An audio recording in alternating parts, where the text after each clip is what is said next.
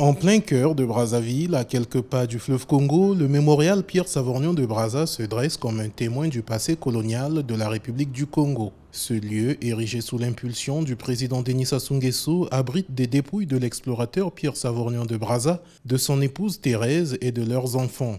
Mais son rôle va bien au-delà de la simple commémoration. En effet, de l'avis de nombreux experts, le mémorial symbolise également un pan complexe de l'histoire congolaise, la rencontre entre peuples africains et puissances coloniales avec ses zones d'ombre et ses héritages durables.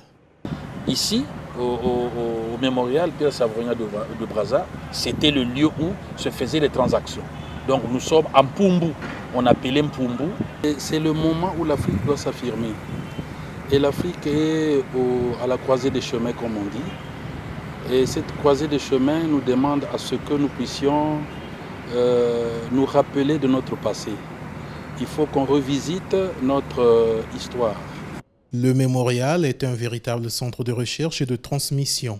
Il retrace l'histoire des traités signés en 1880 entre de Brazza et le roi Makoko de Teke, des accords qui marquent le début de la présence française sur ces terres. Aujourd'hui, le site attire chercheurs, élèves et touristes grâce à ses expositions, archives et conférences, devenant ainsi un véritable outil pédagogique. C'est une histoire douloureuse entre le Congo et la France. Elle a été très douloureuse, très violente.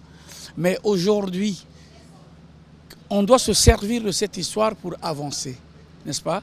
Et la célébrer, c'est aussi rappeler les souffrances, les douleurs, les résistances de nos ancêtres par rapport à la domination coloniale, pour permettre à la jeune génération de savoir d'où nous venons et afin de comprendre où on veut aller.